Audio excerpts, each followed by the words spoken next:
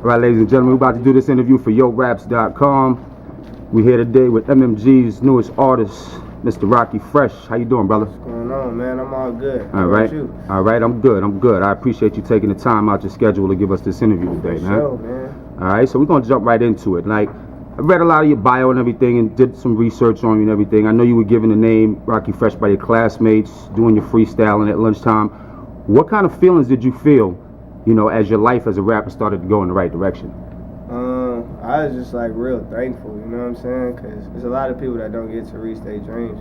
So it's like for me to actually be able to do the stuff that I'm doing, it's real cool, man. I appreciate it, you know what I'm saying? And I just don't want to lose it, so I'll be working hard, and that's really it. Absolutely, absolutely. Now, I know you dropped Modern Life in 2009, you dropped The Other Side in 2010. Did you think you would be signed in less than 3 years to a label like MMG? Not at all, but you know what I'm saying? I'm glad it happened that way. I always thought that I was going to get a deal. I just didn't know it was going to happen that fast. I didn't know how long it was going to take. And I didn't really want to think about it too much because I felt like that would have pushed me in the wrong direction. So I was just grinding and it just happened. No doubt. How was that first initial meeting with Ross before the signing? It was dope, you know what I'm saying? He was a lot cooler than I expected him to be as far as like just down to earth, you know what I'm saying? Thought I was going to be kind of intimidated by it when I first met him, but he was a real chill dude, and you know what I'm saying, we connected on more than just music, so it was dope. All right. How did your association with Patrick Stump of Fall Out Boy and Joel and Benji Madden of Good Charlotte come about, and what's the creative chemistry like when you guys are together? We came together real organic. Patrick Stump hit me up on Twitter when I dropped The Other Side mixtape, and then I went out to LA for the first time. That's where he lived. And he invited me to his crib and we just started talking and ended up making a couple of songs just based off a conversation. And then I did a show called Bamboozle Fest in New Jersey. And Josh Madden, which is the older brother of Benji and Joe, he was DJing the event. He saw me perform and then he had called them and just, you know, told them about my music and they checked into it.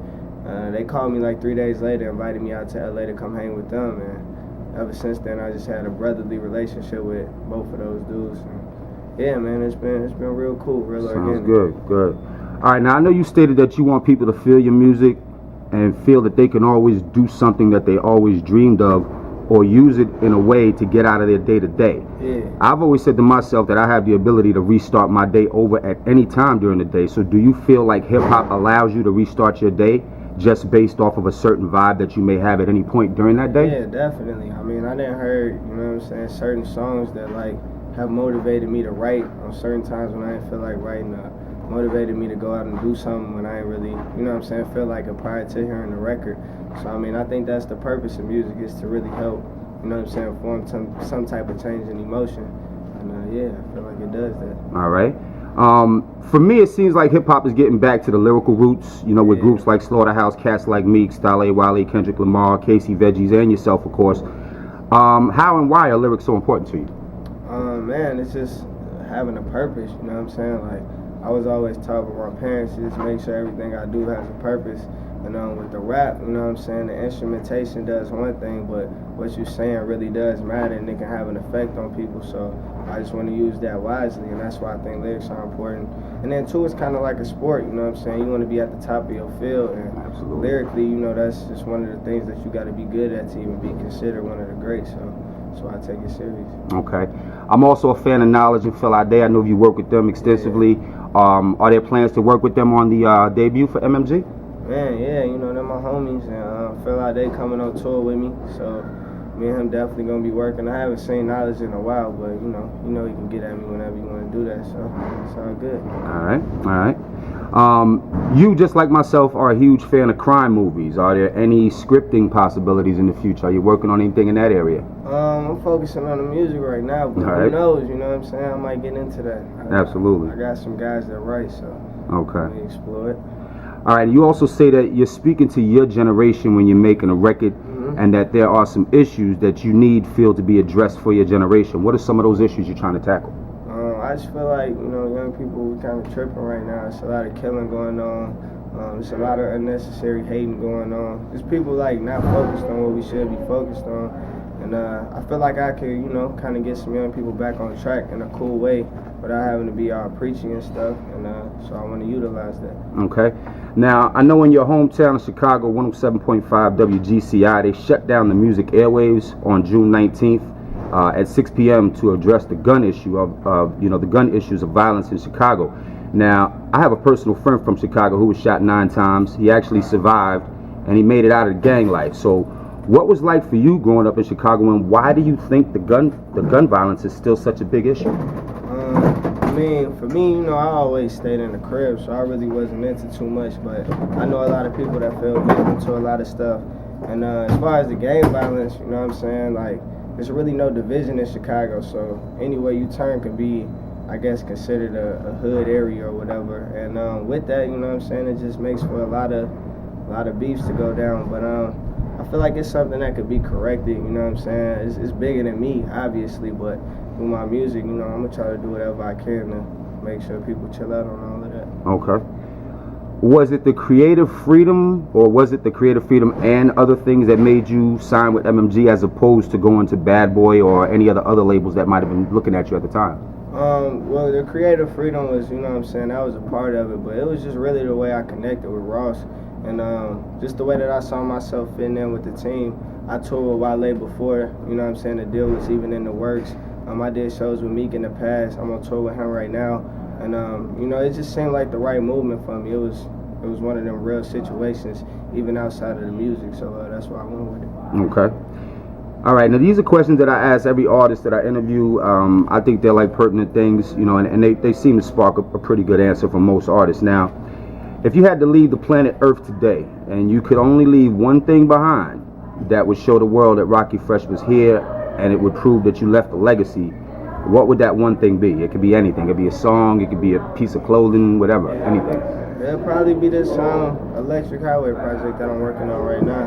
You know what I'm saying? I'm 21 now, you know what I'm saying, and I'm still young, but I got to see a lot of stuff, and I've experienced a lot of things that I feel like could be helpful, so I feel like this project is something that I would want to lead. Beautiful. All right, this is the section of the interview. I call it shout outs. It's basically just a group of questions that I ask you. You give me the first thing that comes to mind. It's sort of like in the tradition of Michael Lipton from the Actors Studio. So we're going to run right into that. What's your favorite food? Tacos. Favorite drink, alcoholic or non-alcoholic? Lemonade. Favorite sports team? Bulls. Favorite sports figure? Jordan. Favorite movie? Paid in Full. Favorite place to visit? Man, that's tough. Oh, wow. Barney's. Barney's, you say? Yeah, all right, and your favorite car? DeLorean. And your favorite fashion brand at the moment? That's tough. Balenciaga. All right. What's your most memorable moment in music? Whether it was a concert? Moment in music. Man, probably doing the You Alive remix with Rick Ross. You know what I'm saying? Like, I dropped a lot of projects, and all of those did way better than I expected. And then to kind of see the peak of the work, which was Rick Ross hopping on a record that I already did versus, you know what I'm saying, making something new with me, it was a big moment for me. All right. Okay. Who is the artist or the person that made you want to become an artist? I gotta give credit to like Kanye and Lupe, because they was doing something real different at a time where like rap was considered real gangster or whatever. And just the way that they, you know what I'm saying, separated themselves from everybody else kind of gave me some nice guidelines to separate myself as well. So I shout out to them. All right. At the end of the day, what's your ultimate goal? Man, just to really make a difference, you know what I'm saying? I'm having fun with it. I'm not trying to overdo it and force, you know what I'm saying, something on the people, but I feel like it's a lot to learn out here, and, you know, I feel like I bring that to the table, so I just want to make a difference for people and Absolutely. have better days, man. All right, definitely. Finally, tell everybody how they can reach you, all the fans of YoRap.com, Twitter, Facebook, everything else.